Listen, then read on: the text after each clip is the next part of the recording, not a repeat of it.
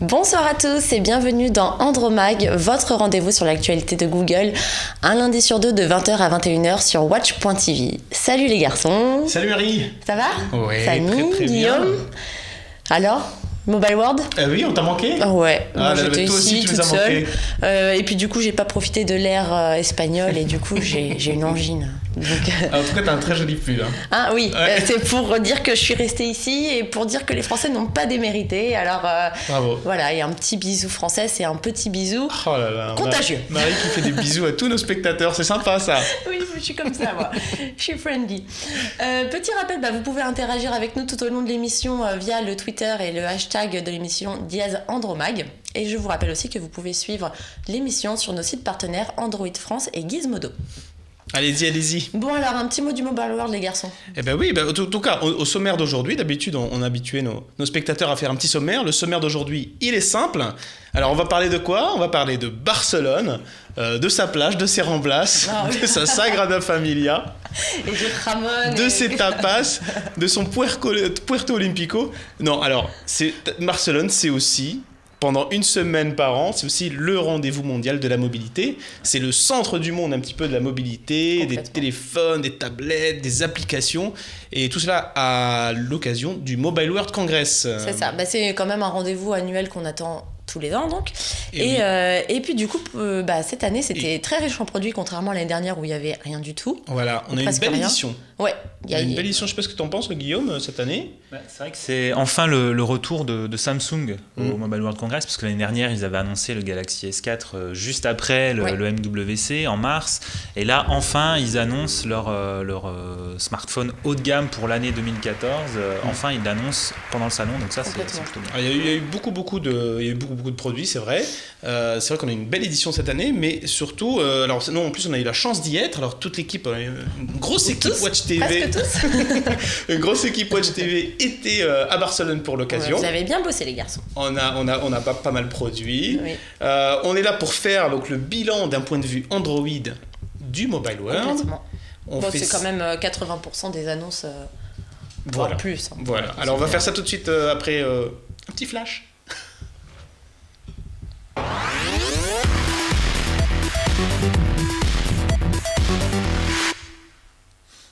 Bon, alors, le Mobile World. Alors, avant de parler des produits, tout ça, j'aimerais quand même qu'il y a des gens qui nous regardent, qui se demandent à quoi ça ressemble en fait le Mobile World. Donc, j'aimerais bien qu'on resitue un petit peu ce salon dans la ville de Barcelone, savoir qu'est-ce qui s'y passe vraiment. Alors, le Mobile World, en quelques chiffres, cette année, donc il y a eu déjà le bilan du Mobile World qui a été fait. Il y a eu 85 000 visiteurs. Wow. Donc 85 000 visiteurs. Et alors, ce qu'il faut savoir, c'est que c'est pas du tout des gens du public. Donc c'est que des professionnels. C'est un salon qui est ouvert au public, on peut acheter sa place, mais elle est quand même aux alentours de 700 €. Il faut être motivé. Donc globalement, c'est soit presse, tout ce qui est médias ou blogueurs, si on arrive à avoir des places, soit des professionnels qui vont venir pour rencontrer du monde, pour exposer aussi. Il y a énormément d'exposants, pour signer des contrats, ce genre de choses. Voilà, c'est surtout ça, que pour 700 €, t'as pas forcément beaucoup de goodies. Hein. En plus, non, c'est pas rentable. Pas ta place. Hein. C'est pas rentable, non. Alors, il y a entre 3 et 4 000 représentants de la presse et des médias.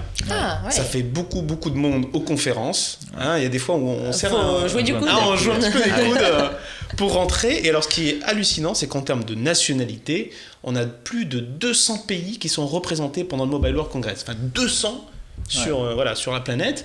C'est-à-dire qu'on y parle quasiment tous les pays finalement qui sont... Et pourquoi ? Parce qu'en fait, les gens viennent là pour acheter. Ils viennent là pour rencontrer les marques, ils viennent là pour... Il y a beaucoup de commerciaux, il y a beaucoup d'acheteurs, il y a vraiment les deux aspects, parce que le public a l'impression que le Mobile World est un salon pendant lequel les marques montrent leurs nouveautés à la presse, et ça c'est vraiment qu'un petit volet. Il y a ce qui se passe derrière les murs des stands, il y a ce qui se passe dans les salons privés, toutes les négociations, les opérateurs, etc. Pourquoi on accueille 200 pays, plus de 200 pays? Parce que tout simplement, il y a des opérateurs dans le monde entier. Voilà. Et quasiment tous les opérateurs soit exposent pour signer des contrats, etc., soit ont des rendez-vous pour négocier l'achat de la mise en vente de tel produit, etc. Et il y a beaucoup de contrats et de négociations qui se font au Mobile World Congress. Ouais, complètement. Alors physiquement, le Mobile World, c'est quoi? Donc on a, c'est une espèce de palais des congrès. Enfin, c'est un hall d'exposition qui fait. Il y a 8 halls qui sont juxtaposés les uns aux autres. Alors quand on y va à pied d'un bout à l'autre, on en a pour, je sais pas, 20-25 minutes de marche. C'est bien, ça fait ton exercice. Ah ouais, et puis en plus. Ça te fait éliminer on fait plus d'exercices à Barcelone qu'à Las Vegas pendant le CES, parce qu'à Las Vegas on avait des petites voiturettes. Les Américains n'aiment pas trop le sport, alors que là il faut se taper toute la longueur à pied. Ouais, pour 20 minutes pour traverser tout le salon du hall 1 au hall 8. C'est ça. Et en termes de moyens, le Mobile World c'est quoi? Alors c'est ce que propose le salon, en tout cas la société qui l'organise. Il y a une chaîne de télé en fait qui est créée temporairement pendant la durée du salon et qui diffuse tous les jours des interviews de grands dirigeants. Il y a carrément une chaîne de télé temporaire. Il y a aussi un magazine papier qui est quotidien, c'est-à-dire tous les jours. Chaque nuit, ils éditent et ils impriment le résumé de la journée d'avant. Donc ça c'est fort quand même. C'est le gros moyen. Voilà, la presse c'est un volet important du mobile. Une autre partie importante, c'est donc pour les sociétés, on en a dit, il y a des contrats qui sont signés ou pas. Parce que c'est d'habitude, c'est pas forcément un lieu où on signe forcément les contrats. On est là pour discuter, on est là pour faire beaucoup de networking. Et le salon, la société qui l'organise, sont là pour également permettre aux gens de se rencontrer entre vendeurs et acheteurs. Voilà, ça c'est les vertus du salon. Et voilà, ce qu'il ne faut pas oublier, c'est que c'est à Barcelone. À Barcelone, c'est le beau temps. Barcelone, c'est la gastronomie. Oh, ça va, non, n'en fais pas des Samy. Pourquoi t'essayes de me faire enrager comme ça? Je vais en dire 2 mots quand même, parce que, alors, s'il y a un truc que je retiens moi, de cette année, c'est que je vous conseille vivement d'aller faire un tour du côté de Taller des Tapas. Tu donnes tes bonnes adresses. Ah oui, alors il y en a à peu près, il y en a 7 dans Barcelone. D'accord. On a mangé à peu près ça tous les jours, voilà. Et tu m'as ramené quoi, moi? Tu m'as ramené un petit truc. truc. Dans la carte, je vous conseille un produit en particulier, les pimientos de Padron. Alors, les pimientos de Padron, c'est une espèce de petit piment au four, tu vois, avec du sel dessus. Enfin, c'est super bon. D'accord. Voilà. Merci Samy. Alors, j'ai pas pu t'en ramener. Oui, merci. Tu t'aurais pu en ramener à nos chers amis de Qu'est-ce qu'on food. Ouais. Parce que pour le coup... Je pense qu'elles m'ont pas attendu pour goûter les pimientos des Padron. Alors, du coup... Non, mais sinon, si on bosse un peu là ou... Pour revenir à Android. Pour revenir à Android, je sais pas... Alors, j'en ai pas fini. J'ai pas fini avec le Mobile World. Je voulais juste vous dire que d'un point de vue presse et médias, toujours pour un petit peu resituer et pour vous faire découvrir ce salon, il y a différents types de conférences de presse qui sont organisées. Il y a les conférences de presse qui sont vraiment grand public... vas-y que je te mette 2000 personnes dans la salle, donc ça, t'as reconnu Samsung, hein? Complètement. Voilà, donc ça, c'est vraiment Samsung. Même Huawei, on avait quand même un gros hangar dans lequel se passait la conférence. Et puis, il y en a d'autres qui sont dans des lieux peut-être plus restreints. Sony qui faisait vraiment sa conférence. LG aussi qui faisait leur conférence de presse dans des lieux un peu plus avec moins de monde, beaucoup moins de monde. Fallait se battre pour avoir une place. Ah ouais. Il y a LG qui a pris... Il a joué un peu à la Apple, quoi. Ouais, voilà, c'est ça. Il y a LG qui a pris 5 journalistes français. Ah, d'accord. On y était. Ah, il y avait 5 personnes, il y avait juste 5 personnes depuis la France. Et Sony avait une quinzaine de journalistes français en tout et pour tout. Télé, presse, etc. On y était aussi. Okay. On a eu la chance d'y être aussi pour glaner les informations. Et puis il y a les conférences de presse du type ZTE. Alors, j'ai laissé la meilleure pour la fin. Alors ZTE, c'est un petit peu spécial. J'y étais l'année dernière à la conférence de presse ZTE. Chaque année, c'est particulier ZTE. Je me souviens particulièrement de l'année dernière. C'est un peu what the fuck. Il y avait eu un problème de son. Un gros problème de son. Et cette année, c'était quoi le... il y a un problème de conférence cette année. C'est-à-dire... Non, le lieu en lui-même, si tu veux, donc, c'était une espèce de salle qui est vraiment dans les bas-fonds du Mobile World Congress.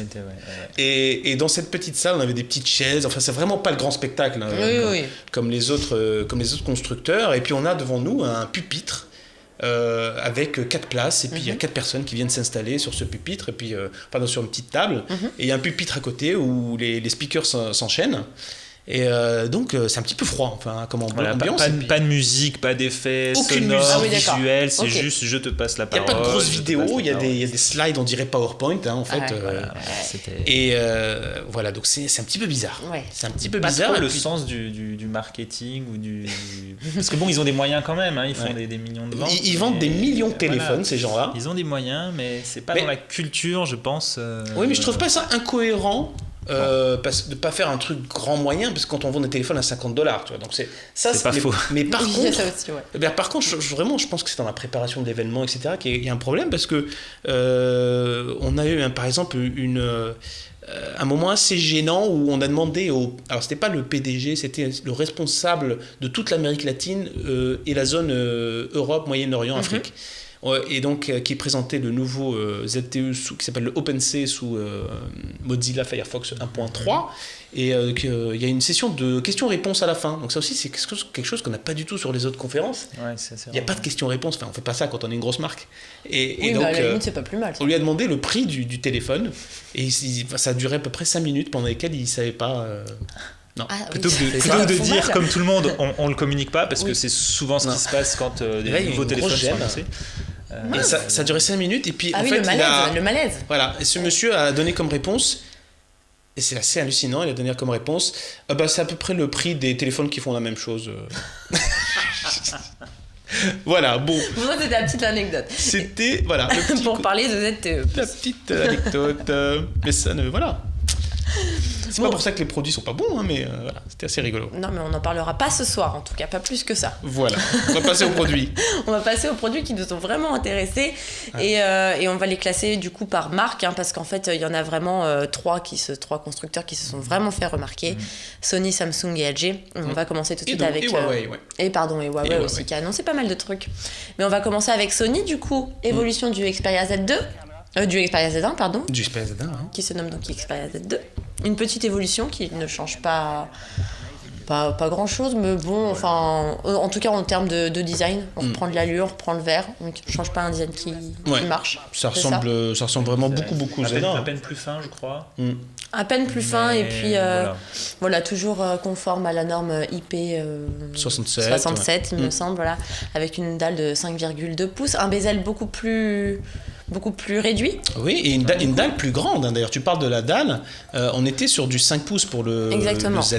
On est passé passe au sur du 5,2 tout en conservant les mêmes dimensions de téléphone. Ça, donc voilà.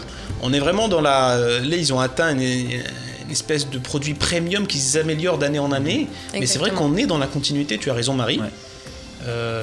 Et il est beau. Enfin, là, on l'a à l'écran, c'est vraiment un produit... Oui, très bien il est fini. super. Moi, j'ai adoré. On a tous adoré de toute façon la gamme de l'année dernière, donc il n'y a pas de raison que ça marche pas sur ce coup. Ouais. Un petit hic quand même, c'est la définition qui, bon, pour le coup, n'a pas changé. Est-ce Oui. que, vous avez eu l'occasion de le voir. Enfin, la même définition, je la rappelle, hein, c'est 1080 par 1920 pixels. Voilà, on est en Est-ce full que HD. en Full HD, du coup, Moi, est-ce que ça me pose vraiment pas de problème. Moi, je trouve ça bien, au contraire, parce que sur du 5 pouces ou 5,2 pouces, pour moi, on n'a pas besoin de plus. Enfin, Oui. en tout cas, c'est mon avis. Et en plus, plus on a de pixels, plus ça consomme de la batterie. Exactement. Donc, franchement, je pense que personnellement, j'ai plus un problème avec l'autonomie de mon smartphone qu'avec la définition de Full HD sur du 5 pouces. Ouais, pour bien moi, sûr. c'est bien qu'on en reste là, et je pense que les constructeurs l'ont compris, en particulier avec Sony ici, qui propose donc la même résolution que l'année dernière, et ça Exactement. ça me choque la pas batterie, plus que ça. quand elle a changé, on passe à 3200 mAh par rapport à 3000 pour le Z1. Voilà, on passe à 3 Go de RAM au lieu de 2. Donc ça permet, on pense à une bonne réactivité et fluidité du produit, et une bonne autonomie aussi. Et puis bien sûr la possibilité de filmer en 4K.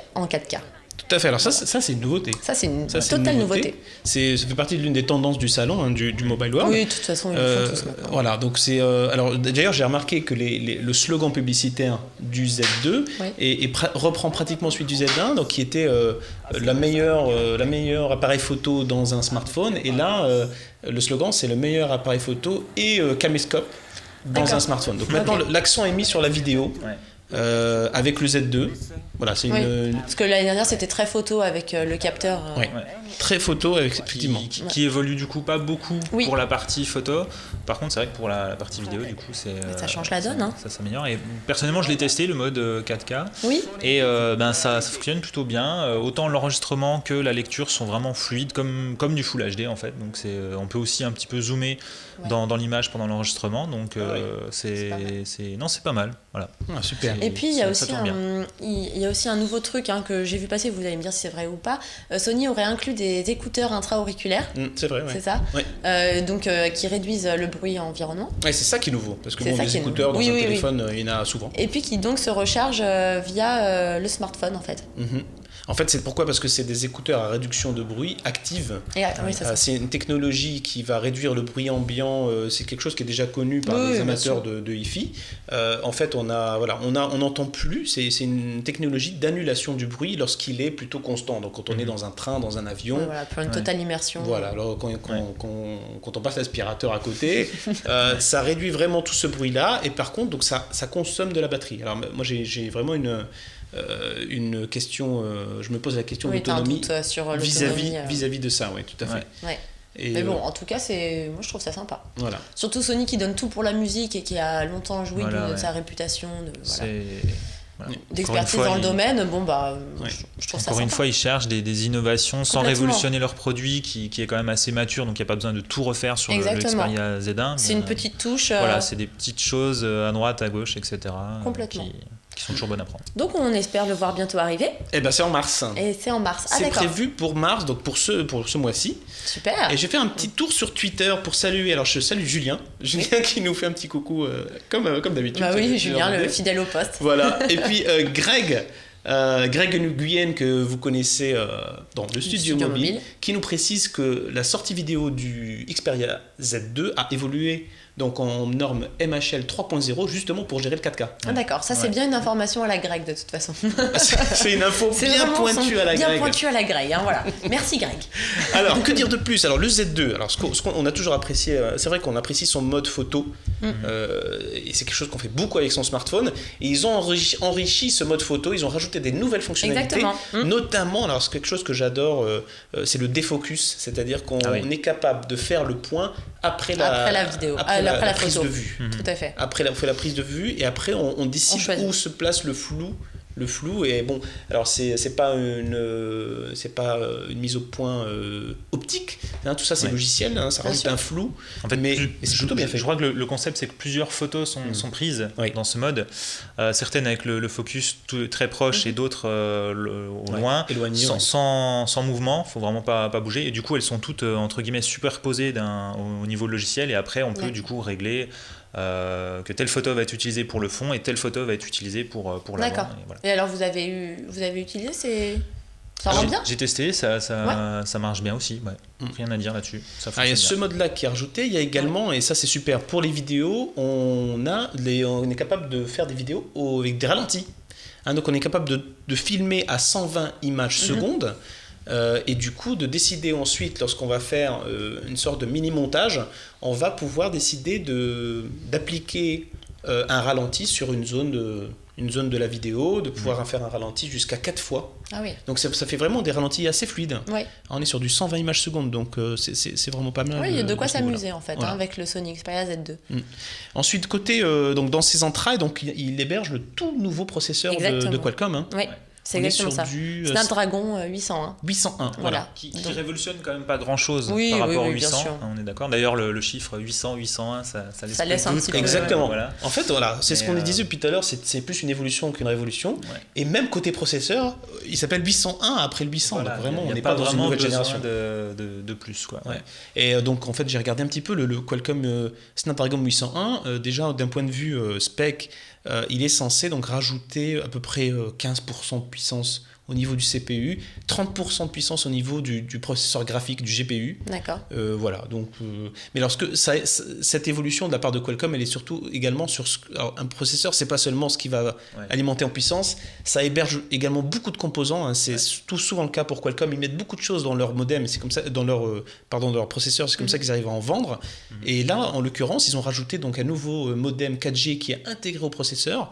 Quand on est un constructeur, c'est important. C'est la force de Qualcomm d'intégrer de nombreux composants, parce que pour avoir discuté avec plusieurs constructeurs, c'est vraiment ce qu'ils recherchent, c'est avoir un GPS intégré, c'est avoir un modem intégré, le Bluetooth aussi, le Wi-Fi, tout ça intégré dans la même puce. Comme ça donne un smartphone qui est plus compact, parce qu'en une seule puce, vous avez tous les composants.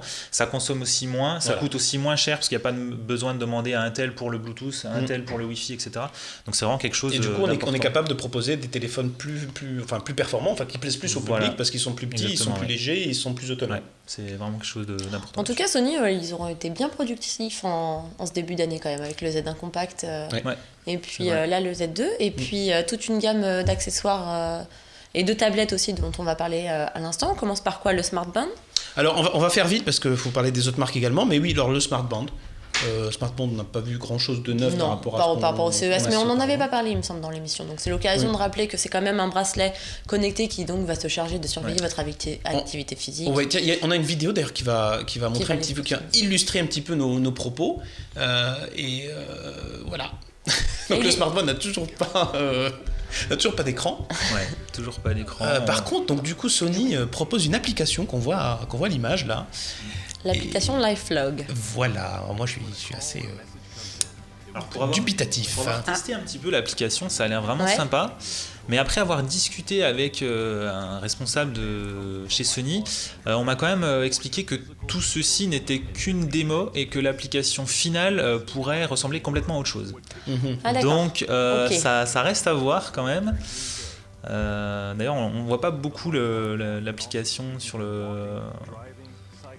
cette vidéo, on voit plus le bracelet. Oui, alors l'application, elle sert à quoi? Donc en fait, on en a vu une démo pendant la conférence. Elle sert en fait à tracer un petit peu tout ce qu'on fait pendant la journée. Exactement. Non seulement d'un point de vue podomètre, sommeil, mais aussi voilà ce que j'ai posté sur Facebook, voilà l'image que j'ai pu prendre. C'est ça l'originalité de ce produit. C'est la complète originalité de ce produit par rapport au reste du marché. Ça log, en fait, c'est un log, ça log tout ce que vous faites pendant votre journée. Je suis pas sûr qu'il y ait grand monde qui aille regarder. Mais je pense que si, c'est plus intéressant qu'on ne le pense. Combien de temps tu es connecté sur tes réseaux sociaux, combien de temps tu as écouté de la musique, ça te permet un petit peu d'avoir des statistiques de ce que tu voir.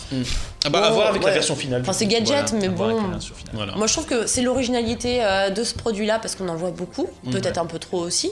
Et puis, du coup, je pencherais. Moi, je reste persuadé que l'absence d'écran sur le bracelet même va être un handicap pour ce produit. Et d'autant plus quand on voit ce qu'a présenté Samsung. Tout dépend des prix aussi. Si le bracelet Sony sans il est à 99. Il est à 99 mais on n'a pas les prix de la Gear. Pas encore. Du Gear Fit. Donc, le Gear Fit sera peut-être un peu plus. Mais quand on voit le prix auquel a chuté la Galaxy Gear première du nom, actuellement, elle est à 130 €. Et elle fait montre et tout ça. Alors, on va voir à combien va se vendre le Galaxy Fit, qui va être moins cher que la Galaxy Gear 2, que la Gear 2 tout court. On ne dit plus Galaxy. Mais je saute une étape. Alors, juste, on va passer la vidéo de la tablette. Moi, je voudrais dire juste un mot, parce qu'en fait, la tablette, il y a encore moins de choses nouvelles que dans le téléphone. La tablette est à peu près les mêmes spécifications que le téléphone, que le Z2. Elle a une batterie assez conséquente de 6000 mAh. Et elle a également le même processeur Snapdragon 801. Elle est d'une diagonale de 10 pouces. Et alors, moi je l'ai eu en main et elle est absolument merveilleuse. Enfin, il paraît qu'elle est d'une finesse impressionnante. Elle est d'une finesse incroyable. Très légère aussi. Et d'un poids. C'est incroyable. Et d'un poids absolument incroyable. Le poids est vraiment. Je l'ai prise en main et j'ai dû demander au démonstrateur si c'était un fake en fait. Et il m'a dit non, c'est la vraie tablette finale. À ce point-là. Voilà. Donc c'est très autant pour un smartphone, 1 mm de plus, de moins ou 10 grammes de plus, de moins, pour moi ça ne change pas grand-chose. Par contre, c'est vrai que pour une tablette, on peut être amené à la tenir en main. Et une tablette, ça peut être lourd. Et ça peut être beaucoup plus lourd, beaucoup plus épais. Donc là, c'est vraiment quelque chose qui est utile. Bon, d'accord. Voilà. Impressionnant. Donc ça, c'était le petit truc qu'on voulait rajouter sur la Xperia Z2 tablette commercialisée au prix de 400 €. C'est pas mal, non? C'est pas cher du tout pour la version 16 Go et Wi-Fi. 399, je trouve ça pour très une tablette compétitif. Vraiment premium. C'est très bien. Des caractéristiques haut de gamme, c'est bien. Et ça comme montre que le d'habitude, marché baisse, je me mets à rêver de la même tablette, mais en 7 pouces. Aujourd'hui, le marché, c'est à peu près 50-50 entre les 10 pouces et les 7 pouces. Et s'ils sortent la même en 7 pouces, tu craques. Je craque. Elle est magnifique, elle est super. Elle est superbe. Ouais. Allez, on passe à Samsung. Allez, on passe à Samsung parce qu'il y a il y a des nouveautés qu'on a aimées ou qu'on n'a pas aimées. On va commencer par le Samsung Galaxy S5. Oui. Évidemment. Vous l'avez aimé ? Ah non, j'avais pas dit ça, j'ai dit oui. non, bien sûr qu'on va commencer par le G5. Alors du coup, voilà, ils l'ont annoncé au Mobile World Congress. Et puis du coup, moi je suis restée à Paris, je l'attendais. Oui.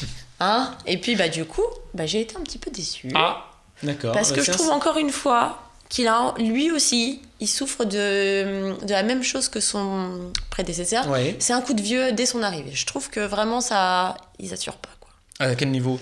Du design. Pas assez de nouveauté, pas assez ouais, de... pas assez innovant. Moi, il me transcende pas, quoi. Je pense que le marché est assez mature et en dehors des écrans flexibles ou de ce genre de choses, etc., on va il y a quelques nouveautés qu'on va aborder. Voilà. Oui, c'est difficile de faire. Après, il faut voir aussi que le peu de choses qu'ils essaient d'innover, c'est-à-dire le capteur d'empreinte, on l'a déjà vu sur l'iPhone ou même sur le HTC One Max. Ouais. On a aussi le un appareil photo.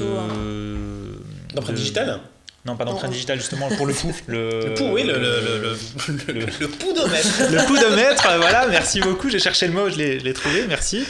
Qui me paraît assez inutile, typiquement sur un smartphone. Alors autant c'est un peu farfelu, oui. Sur la Gear Fit, ça se tient parce que voilà, ça s'adapte aux sportifs. C'est un bracelet qui va mesurer vos pas, donc avoir le pouls, c'est utile. Mais derrière le smartphone, vous tenez votre smartphone, il faut placer le doigt à en peu plus, près il paraît que c'est pas simple. Au niveau du capteur. Il paraît que c'est pas du tout ergonomique. C'est pas ultra, ça tombe pas sous le doigt, quoi, sous l'index ou ce genre de choses. Et à quoi ça sert ? Enfin bon. Voilà, chacun. Alors non, mais on va faire un petit rappel des specs. Donc les contours, on a des vidéos, on a des images. Alors on a tout ce qu'on a tout. Mais on peut y aller alors. Au niveau des specs, qu'est-ce qu'on a sur le GS ? Bon, alors on a un design. C'est vrai qu'il rappelle beaucoup le Galaxy S4 quand même. Complètement. Hein. En fait, d'ailleurs, ils ont fait, je sais pas si vous avez vu, mais ils ont fait un nouveau fond d'écran avec plein de couleurs pour qu'on remarque pas que c'est le même avant, que c'est le même face avant que celui d'avant. Non, mais c'est dommage. Et regarde, ils ont retravaillé TouchWiz. On a une interface qui est épurée que j'aime beaucoup. J'aime beaucoup ces nouveaux menus. D'accord.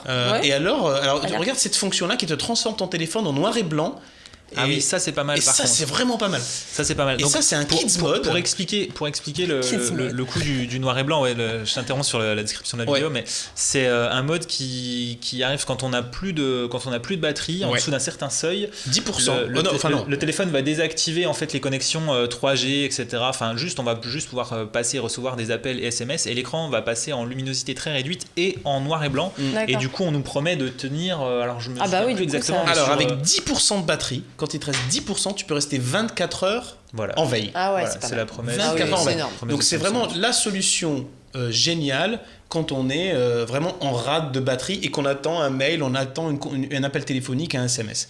Donc voilà, ça fait partie c'est la petite nouveauté qui est quand même sympa. Surtout que le nerf de la guerre, c'est vrai que tu disais tout à l'heure Guillaume, mais c'est dans la gestion de la batterie, de l'autonomie. Voilà. C'est ce que demandent aujourd'hui les consommateurs, plus que des écrans 4K. Enfin, personne ne veut un écran 4K sur son téléphone. Clairement.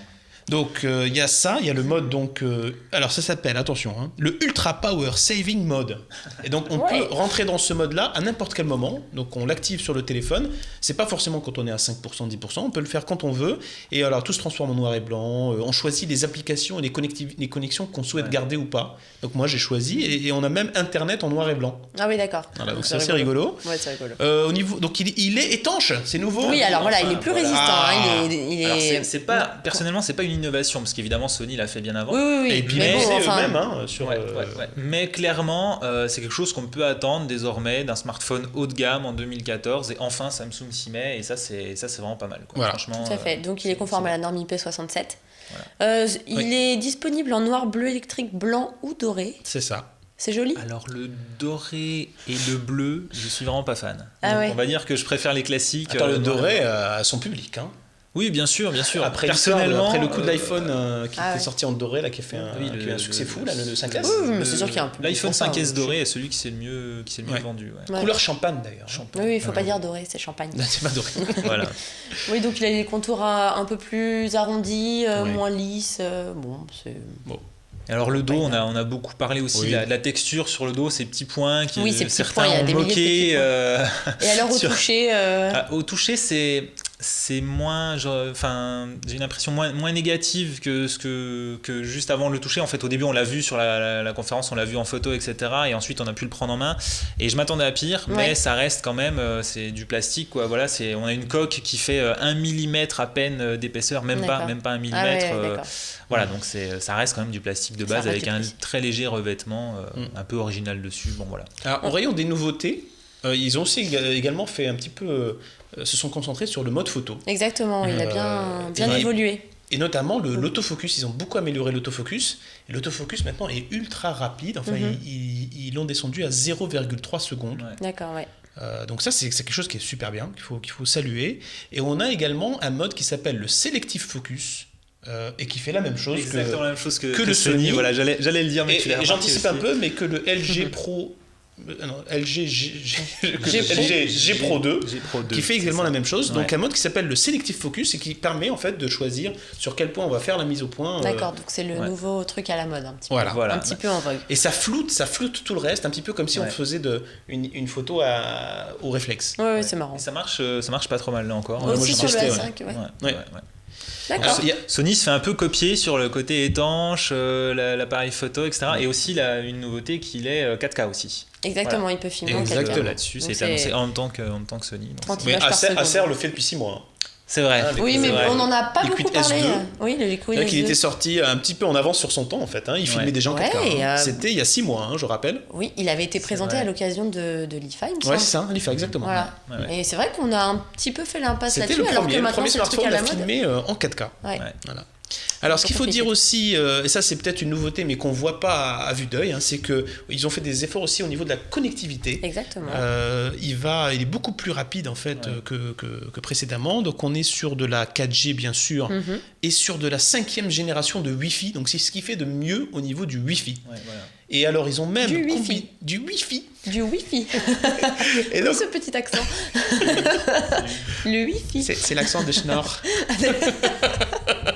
C'est mignon. Bonjour Rusty. J'ai été surprise. J'ai pas. Et donc, ce qu'il faut dire, c'est qu'ils ont réussi à combiner le Wi-Fi et la 4G pour un mode qui permet de faire des téléchargements à 300 mégabits seconde en utilisant les deux connectivités en même temps. Donc si on est... C'est vraiment les toutes dernières normes, parce qu'il y a très fréquemment des nouvelles normes de Wi-Fi qui sortent presque chaque année.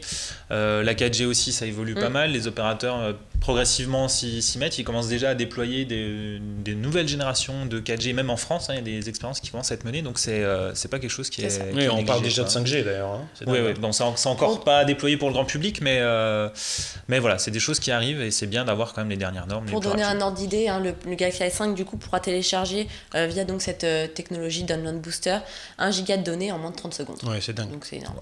Donc j'attends de voir. Le speaker à la conférence, pour illustrer ça, le speaker disait que voilà, si on est réunis avec ses amis pour regarder un film en Full HD, et ben on le télécharge avant que le popcorn soit prêt. C'est rigolo. Voilà. Petite anecdote. Donc il sera disponible, on va parler quand même de sa disponibilité le 11 avril prochain, donc c'est tout bientôt. Et il a déjà été annoncé, c'est les opérateurs français. La pré-réservation est déjà disponible. Il sera chez à peu près tout le monde. A priori, encore une fois, voilà, gros lancement comme le S3, le S4 à chaque fois. Voilà, il sera présent chez tous les opérateurs. Moi j'ai juste un petit peu peur au niveau de la batterie parce qu'on reste sur du 2800 mAh. Sony est à 3002. C'est vrai, mais par rapport au S4, si on se base sur le S4, on fait à peine mieux que le S4 qui était à 2006, je crois. Et l'écran n'augmente pas au niveau de la taille, ni au niveau de la résolution. D'un point de vue processeur, on ne devrait pas consommer vraiment on devrait gagner de l'autonomie au niveau du Donc proc. Au final, on aura quelque chose de très proche du S4, quoi. À peine mieux que le S4 et le Z2 fera mieux que le Z1. Donc je pense qu'avant on avait Z1 qui était un peu mieux que S4 et je pense qu'on va garder Z2 qui sera un peu mieux que S5. Bon, on vous dira de toute façon tout ça dans un prochain numéro. Alors je pense qu'on n'aura pas le temps de revenir sur tous les produits si on veut parler des autres marques, mais alors juste un mot peut-être sur la Gear Fit. Ouais. C'est vraiment la surprise de cette conf. Oui, j'ai vu que vous l'aviez tous presque tous à dos. On s'attendait à une Gear 2, on l'a eu, elle est plus fine, l'appareil photo est mieux intégré, etc. Bon, voilà, mais côté design et côté prix, ça risque de toujours pas être vraiment ça. Par contre, le Gear Fit, avec son petit écran incurvé, OLED, très léger, AMOLED, pardon, très léger, super AMOLED. encore une fois, avec une ergonomie bien retravaillée qui s'adapte bien finalement avec cette rangée de 3 icônes sur un écran allongé. On va le voir là, c'est la Gear 2 à l'écran et on va le voir juste après. Oui, ça c'est l'évolution de la Gear. Alors au niveau du bracelet, le Gear Fit, c'est vrai qu'il est vraiment pensé pour le sport, pour pour la course, et donc c'est vraiment, son écran est impressionnant parce qu'en fait il est courbé, et il est en super AMOLED, donc on a une bonne définition. Voilà, on peut le voir à l'écran, il est très lumineux, très contrasté.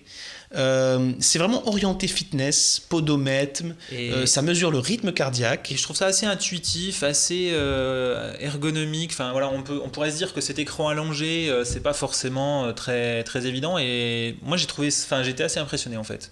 On voit que 3 icônes, mais c'est assez intuitif en fait. On défile forcément de gauche à droite et pas vraiment de haut en bas pour défiler. Et non, j'ai trouvé ça plutôt pas mal. Ouais. Alors qu'on se moque de moi sur Twitter. Et de mon Wi-Fi. En même temps, c'était normal. Alors, on a Julien qui on le remercie parce qu'il nous dit que la fonction de mesure du pouls s'appelle l'oxymètre. Ah, merci. On a appris quelque chose. On se couchera moins bête ce soir. On aura appris quelque chose ce soir. Le poudomètre. Donc oui, le Gear Fit, c'est ce qui a fait son effet waouh pendant la conf Samsung, parce que c'était peut-être l'un des seuls produits à ne pas avoir fuité aussi, hein. Et vraiment, voilà, ça fait l'effet waouh. Il pèse 26 grammes, c'est magnifique, enfin, c'est super. L'objet est superbe. À noter d'ailleurs au passage que ces appareils, le Gear Fit et la Gear 2 ne tournent plus sous Android.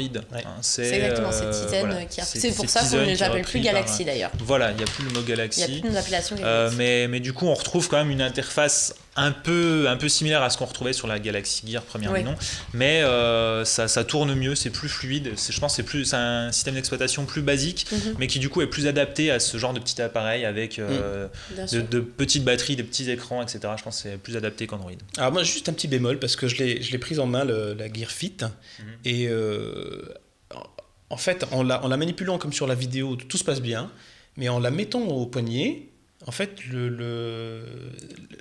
l'écran n'est pas l'écran est à l'envers.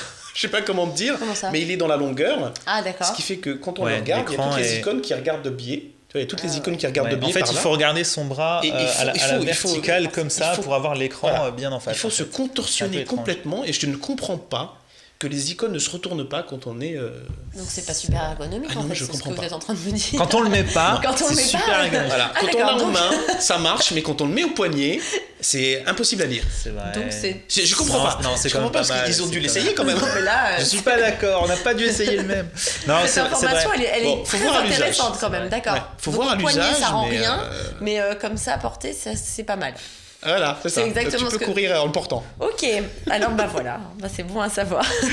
Bon, alors on va faire un petit break et puis on se revoit après pour parler de Nokia sous Android. Oui.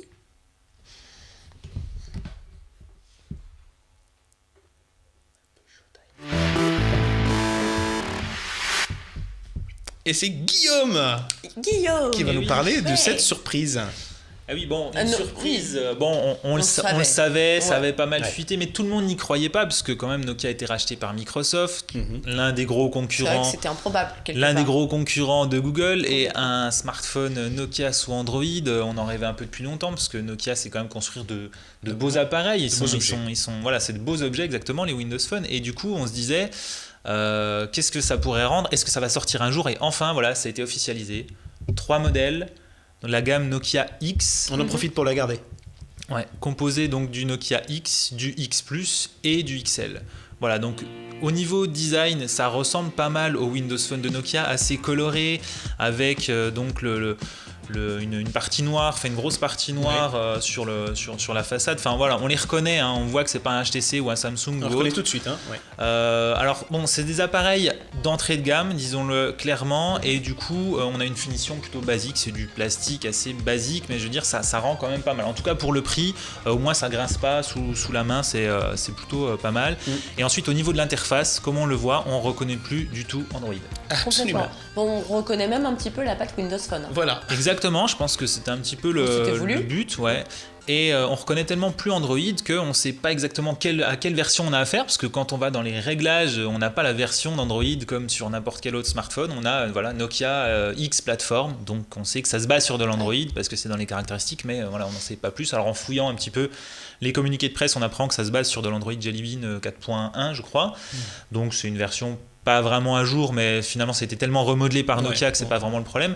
Et vraiment le gros point à signaler sur ces Nokia X, c'est qu'il n'y a pas les applications Google. Donc on n'a pas le Play Store, on n'aura pas Google Maps, Gmail ou ou l'application de recherche même. Comme sur le Kindle Fire. Exactement, c'est vraiment, il faut le voir comme ça, c'est comme des Kindle en fait, où on ne reconnaît plus du tout l'OS. Le système d'exploitation Android, mais ça se base quand même dessus, et du coup le constructeur qui propose ces appareils, comme Amazon avec ses Kindle, a remplacé tous les services de Google par les siens. Donc on va avoir le store d'applications de Nokia, on va avoir Here Maps pour la géolocalisation. Et les services Microsoft. Les services Microsoft, bien entendu, en particulier le cloud, Outlook, etc. Donc voilà, Nokia Microsoft, finalement, se base sur Android pour mettre en avant leurs services. Et le rendu est plutôt sympa, on va dire que... Alors il y a des petites lenteurs quand même sur le tactile, voilà, bon, c'est quand même des prototypes, ils ne sont pas encore totalement... Enfin, ceux qu'on a vus en tout cas... Ceux qu'on a vus au MWC, c'était encore pas totalement fini. Et comme tu le dis, c'est de l'entrée de gamme, puisque les prix vont de 89 à 109 euros. Alors après, en France, il y aura des taxes et ça va être plutôt entre 99 et 149. Ah non, 119 pour 119, pardon. 119 euros pour le Nokia X. Voilà. Et oui, ça c'est les taxes, notre taxe nationale, plus la copie privée. La copie privée, donc tout ça fait que ça monte. Stockage, ça monte à 119 pour le Nokia X et 149 pour l'XL. De 119 à 149, c'est ça. Oui, donc au niveau des caractéristiques techniques, le Nokia X, d'ailleurs en France, juste un petit truc, en France on se passera du Nokia X Plus, qui est une déclinaison du Nokia X avec juste plus de stockage. Là, on part sur du 4 Go de base. Avec une extension micro SD quand même, donc ça c'est toujours bon à prendre. Au niveau des écrans, donc on est sur du 4 pouces sur le Nokia X, 5 pouces sur le XL, les deux en 480 par 800, donc on n'est pas sur un écran HD, mais bon, pour le prix, c'est pas évident. On n'a pas de 4G, mais on aura quand même de la 3G, ça reste des appareils d'entrée de gamme, comme on l'a dit. Ils seront dual SIM dans certains pays, pas tous, donc à voir en France ce qu'on aura. C'est vrai que c'est très répandu en Asie, un petit peu aux États-Unis. En France, on est assez frileux là-dessus. Enfin, les opérateurs bloquent un petit peu ça, donc on verra. Il sera 4G ? Non, pas 4G. Et non, pour le prix... non. Pour le prix, il y en a d'autres qui le font. Voilà. Donc en fait, alors c'était un petit peu déroutant parce qu'on avait l'impression que Nokia, à travers ses produits, ça ne s'adressait pas vraiment à nous occidentaux. C'est pensé pour un autre public. Et là, d'ailleurs, le Nokia n'a pas arrêté de nous ressortir le slogan suivant. On a dit conquérir le prochain milliard. Ce que veut Nokia, c'est vraiment conquérir, aller mettre des téléphones dans les mains de ceux qui ne sont pas encore passés au smartphone. Et alors, ce qu'il visait par là, c'est l'Amérique latine, c'est l'Amérique du Sud, c'est l'Afrique, c'est l'Inde.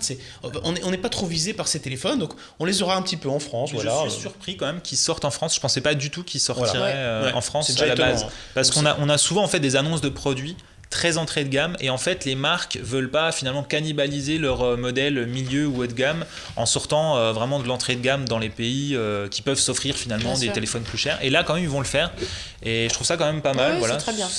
Alors du coup, mais par contre ils ont très bien scindé leur gamme, c'est-à-dire que Nokia, donc pour avoir discuté avec eux, nous disent de toute façon le haut de gamme ça reste la gamme Lumia. Ça reste la gamme Lumia avec ses technologies du type PureView qui ne sont pas sur cette gamme Nokia X. Alors Nokia X, c'est le nom de la gamme et aussi le nom du premier smartphone de la gamme.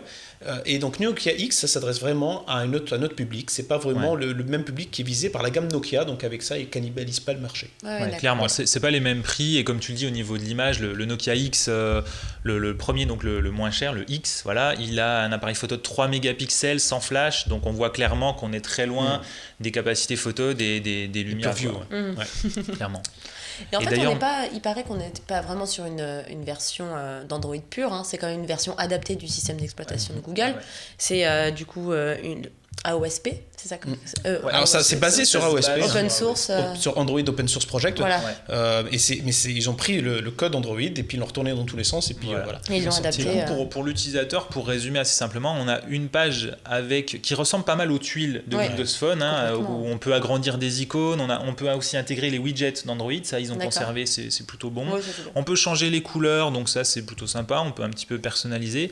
Et en glissant sur la droite, on arrive du coup sur le panneau à gauche, où on a la liste des applications récentes et aussi ces notifications, voilà, le centre de notification. Le centre de notification, les applications récentes, tout ça se retrouve un petit peu ici. Voilà, donc là on a l'écran principal, donc avec les tuiles. C'est la assez, double SIM. Voilà, on voit en haut le dual SIM. Donc là, on a des groupes qui sont faits par thème, mais on peut tout à fait organiser ça soi-même. Et là, sur Windows 8. Ouais, exactement. Et là, on voit quelques images donc du store de Nokia. On ne sait pas exactement combien d'applications on aura, parce qu'on a toujours un peu des promesses à la base. Mais évidemment, comme on se base sur de l'Android, ça va être assez facile pour les développeurs d'adapter, de porter leurs applications. On aura les principales. C'est pas évident, parce qu'il y avait sur le salon, il y avait Nokia qui faisait du pied aux développeurs pour qu'ils qui viennent adapter leurs applications sur cette plateforme. Il y avait un bus très joli, une sorte de bus londonien. Oui, je l'ai vu passer, tout vert, dans laquelle les développeurs peuvent venir pour adapter leurs applications au système de Nokia, et ils repartaient avec un Nokia X. Cool. Mais je suis pas développeur. J'ai pas le Nokia La X. prochaine mission de mais je pense que ça peut assez bien marcher ils en vendent pas mal, ça va pas coûter grand chose aux développeurs de s'adapter. Donc il y a des chances que ça fonctionne bien. Après tout, le store d'Amazon est plutôt bien rempli, forcément beaucoup moins que le store de Google, mais je pense que ça peut bien marcher côté de Nokia. Voilà. Et Nokia est très ouvert, parce que j'ai aussi vu que le Nokia X avait BlackBerry Messenger. Oui, ils ont annoncé ça comme l'annonce a été faite. C'est quand même rigolo. Exactement.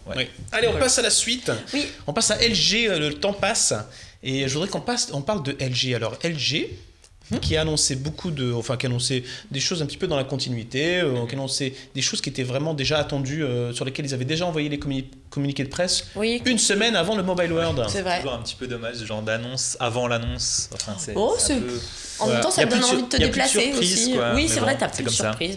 Donc ils sont revenus d'ailleurs, sur le G-Flex. Oui, alors étonnant, tu m'as dit ça, mais... Le G-Flex faisait partie également du line-up de LG pendant le... Il avait déjà été annoncé, mais ils nous l'ont remontré, et je pense que c'est un peu un signe aussi qu'ils veulent, pour une fois, qu'ils sont vraiment les seuls sur les écrans incurvés, que ça soit utile ou pas, que le smartphone soit intéressant ou pas. Samsung, visiblement, n'a rien annoncé sur les écrans incurvés, donc LG est vraiment seul sur ce marché, et ils veulent mettre en avant, dire, voilà, regardez, on sait faire ça, on est les premiers, on continue à mettre en avant nos produits. Regardez ce qu'on sait faire. Pour le reste de la gamme, on va dire que c'est des évolutions du G2, qui est on peut le dire, un bon smartphone, le G2 Mini, alors. Le G2 qui est décliné du coup en G2 Mini, entre guillemets le même design en plus petit, des caractéristiques un petit peu pas réduites, les mêmes specs, etc. T'as l'air de bouder là. Non, je suis pas convaincu par les specs en fait. Ah d'accord. Oui, parce que ils ont un peu coupé large, on va dire. Et sur par rapport à ce qu'on disait il y a quelques émissions sur le Sony Xperia Z1 compact, qui lui est un téléphone petit avec tout ce qu'il faut dedans, dans lequel il n'y a pas de concession. Là, ils ont aussi bien coupé dans la taille que dans les specs pour le G2 Mini. C'est dommage, c'est que quand on réduit la taille, forcément, il faut qu'on ait un appareil plus lent, avec moins de RAM, etc. Et ça reste quand même une habitude chez pas mal de constructeurs qui est un peu C'est dommage. Mais alors, c'est pour ça que je voudrais qu'on parle, comme on n'a pas beaucoup de temps, qu'on se concentre sur le G Pro 2, les amis. Oui, alors c'est celui-ci qui a été annoncé un petit peu en amont du Mobile World Congress. Aussi, ouais. En même temps, on va en parler, mais est-ce qu'on va le voir débarquer ? Rien n'est moins sûr. En tout cas, on va le voir en vidéo. Ah, d'accord, c'est déjà ça. Cette transition. Alors, le LG G Pro 2, regardez-moi le temps qu'il faisait à Barcelone. Oh, ça va. Non, alors, j'aime beaucoup le G Pro 2, j'aime beaucoup, notamment au niveau des fonctionnalités, des nouvelles fonctionnalités. Vous savez, le knock-on, c'est ce système qui permet en fait de tapoter l'écran du téléphone pour qu'il s'allume ou s'éteigne. Tout à fait. Donc, ils l'ont amélioré encore et ils incluent en fait, maintenant ça s'appelle le knock code. Et ça permet en fait non seulement de déverrouiller son téléphone, mais également de taper un code de sécurité. Donc, suivant les parties qu'on va taper de son écran, on va définir un code. Donc je tape une fois en haut à gauche, une fois en haut à droite, etc. Et ça va me reconnaître. Alors on va le voir tout de suite à l'écran. C'est assez bluffant. Ouais, enfin, faut s'en rappeler quand même. Hein. J'ai fait 2 coups à gauche, en haut à gauche. Mais c'est comme ton tac, voilà. le schéma que tu dessines à l'écran pour déverrouiller. Avant, il fallait taper 2 fois pour que l'écran s'allume, plus ensuite dessiner son schéma, un Z, exactement. je sais pas quoi. Et là, tu tapes directement l'écran éteint, ton schéma, et ça se déverrouille. Donc ça, c'est plutôt sympa. Ouais. Après, bon, c'est pas non la dame plus, va verrouiller son téléphone. Hein, voilà. Hop. Elle y arrive mieux que moi, parce que moi en démo, ça. Voilà. Ça marche pas toujours. On peut même le faire sur une toute petite partie de l'écran, ça marche aussi.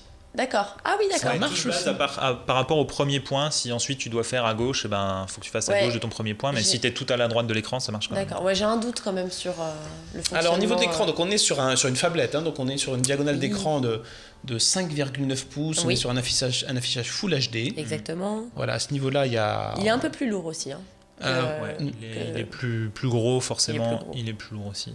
Et sinon, petit détail, c'est que LG donc, a sorti des smartphones sur l'entrée de gamme aussi, les L3 series. On va pas forcément détailler tous ces smartphones, mais nouveauté sympa, c'est que ce Knock code est intégré sur tous les smartphones, même les smartphones qui vont être vendus à 60, 80 euros. Vraiment tous les smartphones 2014 intégreront cette fonctionnalité. Et ça, c'est quand même une bonne idée.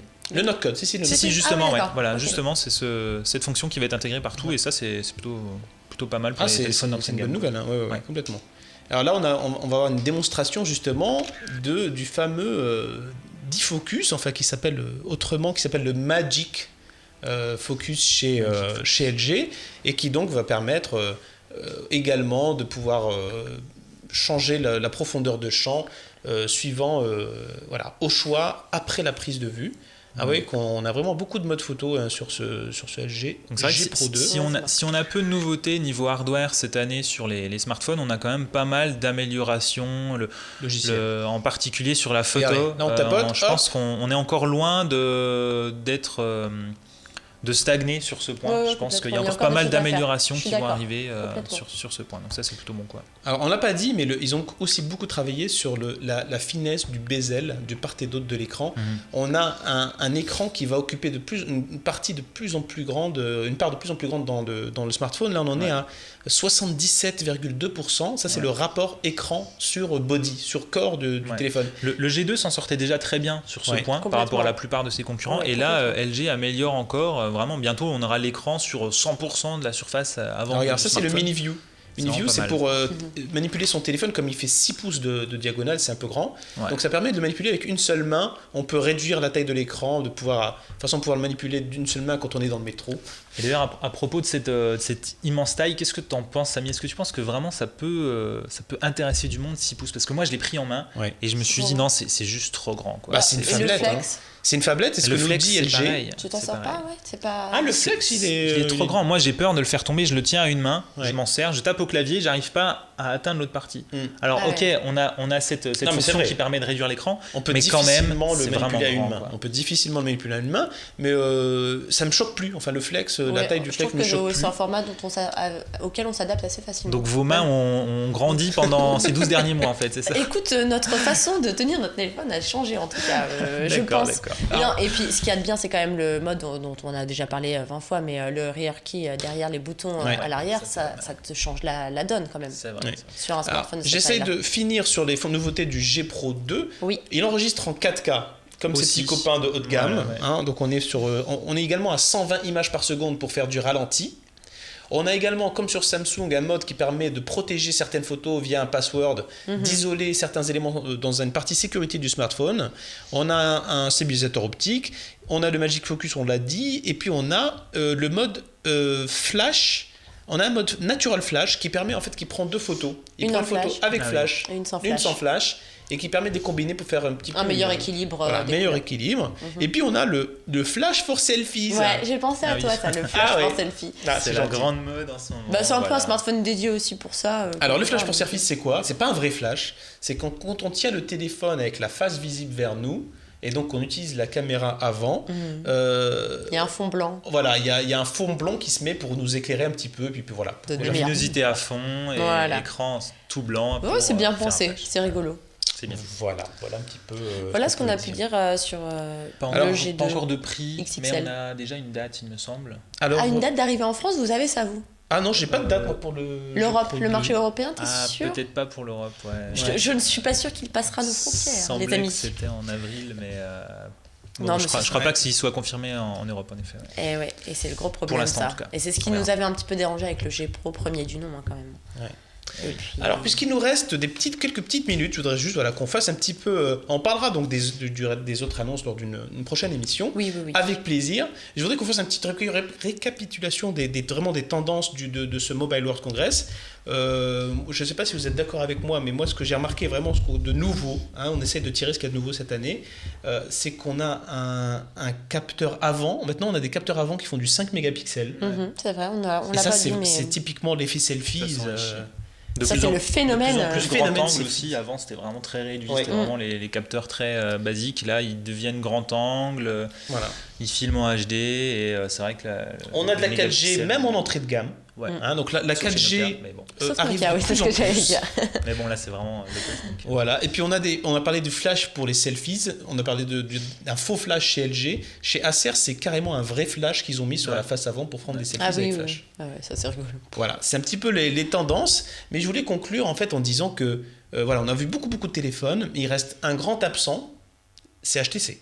Ah oui, Oui, mais HTC ça va n'a venir, rien- attends. Ça va venir. HTC Ça n'a va rien présenté. venir. Alors ils avaient un stand, ils ont présenté 2 modèles milieu de gamme, voilà, mais finalement vraiment pas, Alors pas attends grand-chose Guillaume, de parce nouveau. qu'aujourd'hui, et c'est tout l'intérêt du direct, il y a une vidéo qui est arrivée sur Internet. On va peut-être pouvoir la voir un petit peu, mais en coupant le son parce que c'est absolument horrible, d'un jeune Américain en fait qui manipule donc le tout nouveau HTC One Qui n'a pas encore été annoncé. qui n'a pas encore été annoncé. Il est sur sa couette.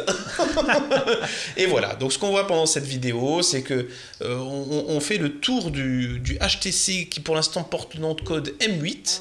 Ce qu'on voit, c'est qu'on a une confirmation du double capteur arrière photo. Ouais. Alors on se demande encore à quoi ça va servir. Et alors ce qui est beau, c'est que cette vidéo ne nous dit absolument pas à quoi ça va Oui, servir. alors Samy, il nous reste 3 minutes, il serait temps que la vidéo démarre. Ah mais le voilà. Alors Voilà, ça c'est voilà. le tout premier HTC One. D'accord, ouais. Il y a un petit peu un comparatif entre les deux. Voilà, c'était juste pour vous dire, voilà, pour réagir à chaud par rapport à cette vidéo qui est absolument extraordinaire. Elle dure 12 minutes.